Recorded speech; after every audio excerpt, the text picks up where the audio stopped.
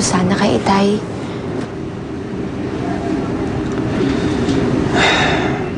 Alam ko naman naiintindihan mo ang gagawin ko eh. Itutuloy mo ba yung pagsumbong sa mga pulis? Mukha ba ako nagbibiro? Huwag mo sabihing nagdadalawang isip ka. Kasalanan ng tatay mo kung bakit patay na si Joshua. Pero Lando, tatay ko pa rin siya. Kahit gaano siya kasama, hindi ko pa rin siya kayang isumbong sa mga pulis. Kaya hayaan lang natin siyang huwag managot sa batas, ganun ba? Ngayon lang naman siya nasangkot sa krimen eh. At pwede siyang umulit. At pwedeng mangyari sa iba yung nangyari sa pinsan ko. Lando, nakikiusap ako sa'yo.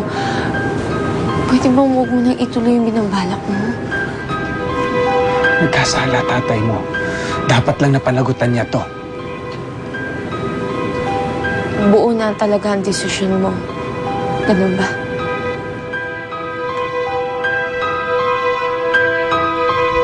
Suntahan na, huwag ka na umiyak. Ayokong palabasin na parang sinisisi kita sa nangyari, pero habang nandun ka sa poder ng kapatid mo, paulit-ulit ang mangyayari sa'yo. Maglala, habang nandito ako, paulit-ulit kitang ipagtatanggol. Hindi mo dapat sila kinalaban. Ha? Hindi sana ako mapapahamak kung hindi niya ako kiniladkad sa ganung klaseng lugar. Ikaw ang sinisisi ni Lando sa pagkamatay ng pinsan niya? Parang ganun na nga. Sa bagay, tama naman si Lando. Kung hindi mo sinama si Joshua sa racket ng grupo niyo, di sana, buhay pa siya ngayon. Wala naman tayong magagawa. Kung talagang panahon na ng batang yon, talagang panahon na niya. Sa bagay. Ay, asan ang parte ko? Hindi ko nga nakuha. Dahil nakialam tong magaling kong manugang. Kaya nasakote ng mga pulis yung hideout namin. Kaya hindi ko nakuha ang parte ko. Ngayon, gusto pa ako isumbong ng landong yan? Paano na ako? Ano mangyayari sa akin? Alam mo naman, hindi ko pwedeng pabayaan na pabayaan ko yung aking lab. Talaga? Alam mo naman yun. Promise? Promise. Love na love kita. Kaya love din kita eh. Huwag ka mag-alala. Hindi mo ako pababayaan. Hindi.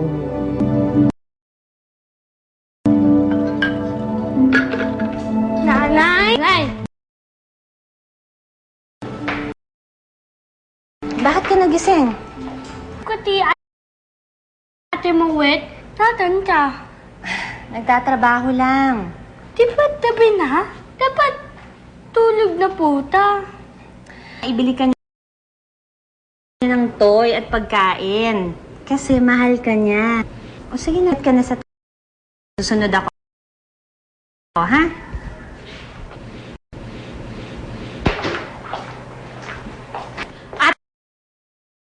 Ate! Oh!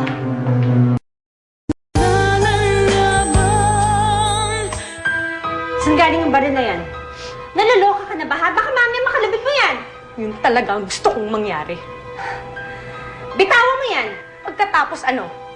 Ha? Sasaktan mo ulit ako? Kakalad ka rin sa lintik na trabahong yon? Ano bang problema mo, Moret, ha? Nakikinabang ka rin naman sa perang pinaghihirapan mo, ah. Ikaw lang ang uhaw na uhaw sa perang yon. Walang nga to. Ako pa ngayon ang gutom sa pera, ha? Pagkatapos kitang kupkupin at saka palamunin, ito lang gagawin mo sa akin, susumbatan ako? Wala kang utang na loob!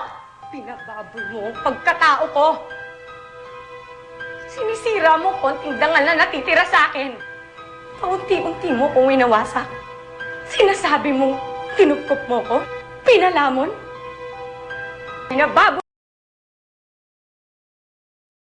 ako ng mga lalaki. Binabayaran ko bawat bigas na kinain ko.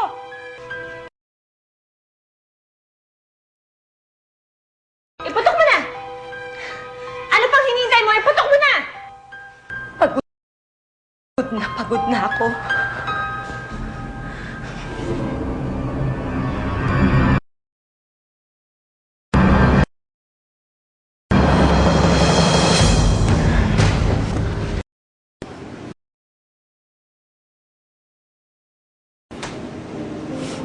Lorna, naririnig mo ba ako? Nasaan yung kumot?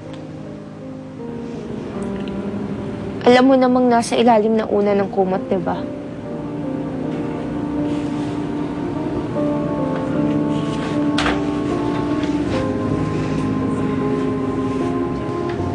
Nagalit ka ba dahil hindi kita napagbigyan sa gusto mo? Tatay mo nga na nga nagkamali. Siya pa kakampihan mo. Wala akong kinakampihan. Nagagalit ka dahil gagawin ko ang tama. Magkasala tatay mo. Pababayaan mo na lang. Hindi ka ba nakakonsensya nun? Sa tingin mo ba, Lando? Hindi kaya ng konsensya ko na hayaan ng asawa ko na ipakulong ang sarili kong ama.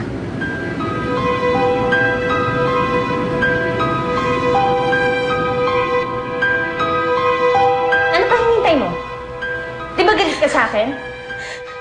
Bakit hindi mo pa iputok yan? Iputok mo na!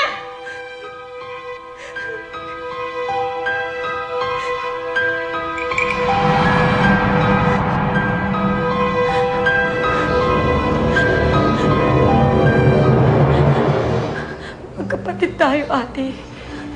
Hindi dapat tayo nag-aaway. Hindi dapat tayo nagpapatayan, hindi ba? Sino ba nanunugod dyan, ha?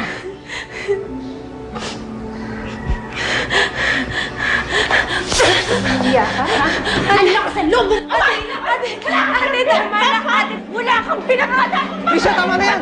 Trisha! Lugyog na kaya na! Ano gusto mo? Gusto mong padiling ko, ha? Ate, mahal.